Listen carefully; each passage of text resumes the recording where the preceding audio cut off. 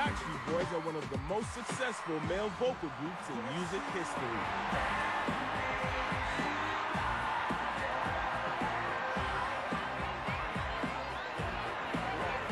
They have set records, broken millions of teenage hearts, and silenced critics who charged that they were nothing more than a prefab boy band. And we're considered a vocal group. That's what we want to be called, because that's what we are. We're singers.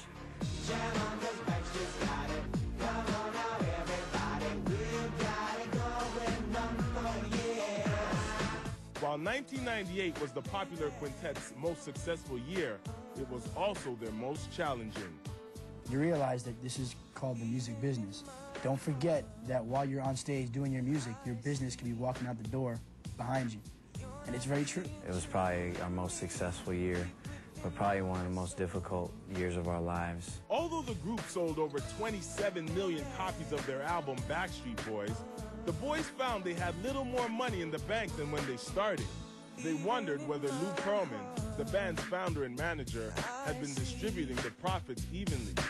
You're not being true to me. To make matters worse, the boys discovered that Pearlman had secretly been managing the group's fiercest competition, the up-and-coming NSYNC.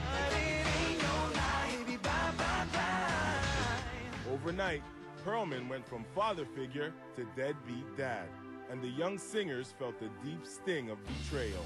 There's constant people that are around us.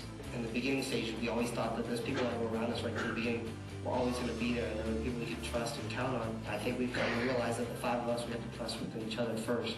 Brian called in a team of lawyers to seek emancipation from Pearlman and his associates. The boys were now square in the middle of a sticky court battle, all the while trying to maintain their heavy tour schedule. We've all grown up a lot in the last year, and we've all matured and became businessmen. We've been kind of forced to.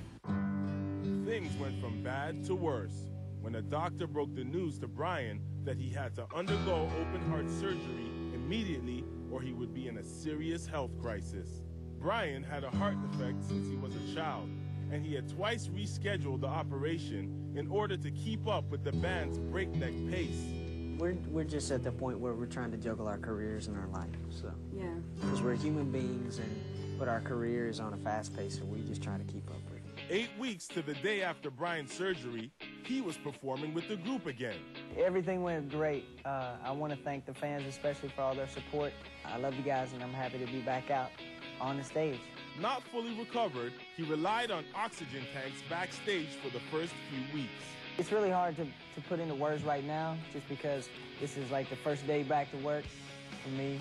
But it's good. It's good. I feel a lot older, like I've been through a lot. The group's string of misfortune continued when shortly after Brian's return, Howie suffered the devastating loss of his sister to lupus, a neurological disease. I think it's made us stronger as a group. I think we're now the closest we've ever been. The five of us, we definitely have each other's backs. The stress was tremendous, and the young stars wisely decided to take a short break.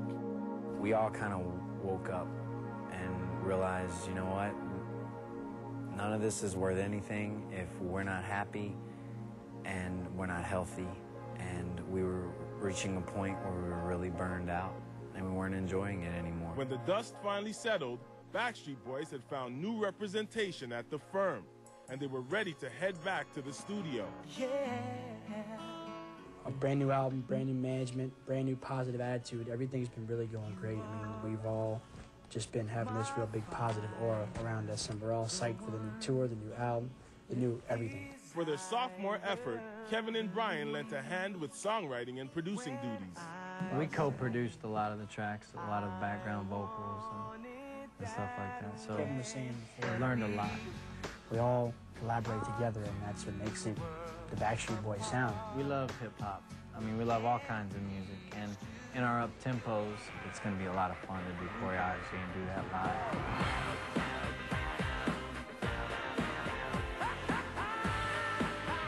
Millennium, released in 1999, set records when it sold over 1 million copies in the first week and made its debut at #1.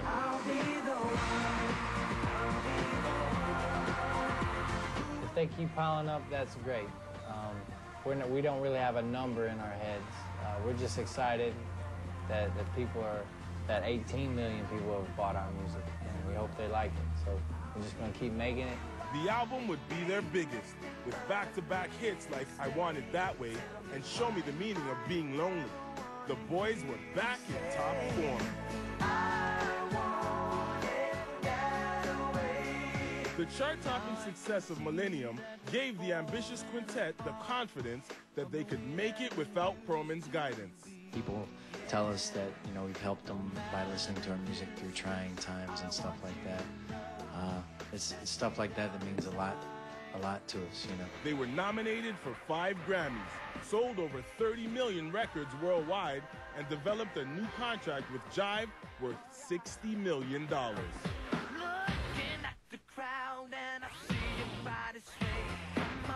The overwhelming response to their brand of sweet power pop gave the band a new lease on their career. Take it day by day and grow up. Keep trying to improve our writing and our singing and our producing, and keep trying to make music as long as we can. The new year brought more good cheer. Brian and Kevin got engaged to their longtime sweethearts, thus dashing the hopes of teenage girls everywhere. The Backstreet Boys had achieved success and happiness on their own terms. I want it that way. Keeping with the momentum of Millennium, the hard-working pop stars got right back into the studio to begin work on their 3rd album. After Millennium came out and it did so incredibly well all over the place, everybody's expecting you to duplicate that over and over and over again. This time out, every member of the group was involved in the songwriting and producing, a first for the boys. We've been writing nonstop as individuals for the past year, so we're coming together with a real wide range of sounds, from like rock to pop to hip hop to contemporary to whatever. The final product was titled Black and Blue.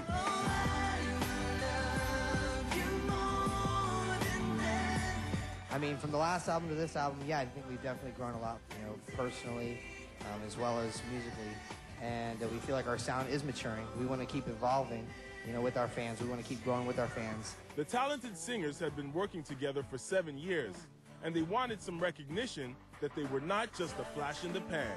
The blatant truth is the fact that it's not about how many records we sell. It's not about quantity. It's about quality of the actual music. But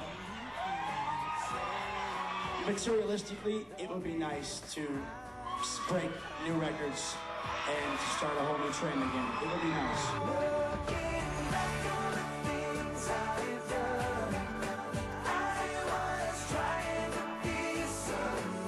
While it didn't match the phenomenal success of Millennium, 2000's Black and Blue sold millions of copies worldwide and achieved platinum status in more than 30 countries.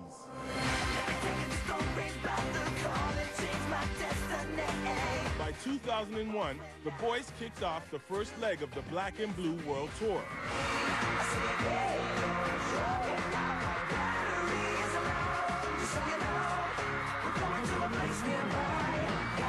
Shows were selling out in minutes, and the Backstreet Boys looked invincible. But some shocking news was about to shatter the illusion of perfection. The second leg of the tour was postponed because AJ was entering rehab for alcohol abuse, drug addiction, and depression. We're not trying to be role models. I mean, we're just 5 guys doing something that we love, and hopefully if we make a mistake, nobody will look at us as it's something bad. I mean, we're not perfect. As a group that has a young fan base, we do feel a little bit of pressure to be role models. For the first time in their careers, Backstreet Boys' squeaky clean image was marred. I can personally say that the Backstreet Boys are sorry for what you've been hearing.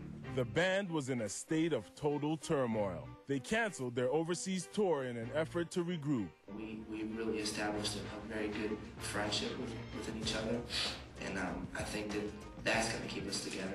October 2001 saw the release of a greatest hits album. But by the year's end, it was clear that the boys were headed for an extended break. But maybe after this album, we go 5 different ways, and then we all get on the phone and decide, let's do another album. I think we all individually have goals I think, as individuals, and there's things that we would like to do. During their time apart, each member focused on themselves. Brian started a family. He's got a little 2-year-old boy named Bailey. And Kevin had a chance to do Broadway, both in New York and the West End. Nick did a solo tour, did some acting. Howie did some real estate investments, as well as a Spanish-English solo record that he's been working on. And AJ continued his recovery, surrounded by friends and family. Only you can save me. With their hiatus nearing the 1-year mark, fans were beginning to question whether the Backstreet Boys would ever return. When we come back, watch as they make a surprising appearance together for the first time in almost 2 years and show the world that their bond is the key to their enormous success. When Born to Be continues.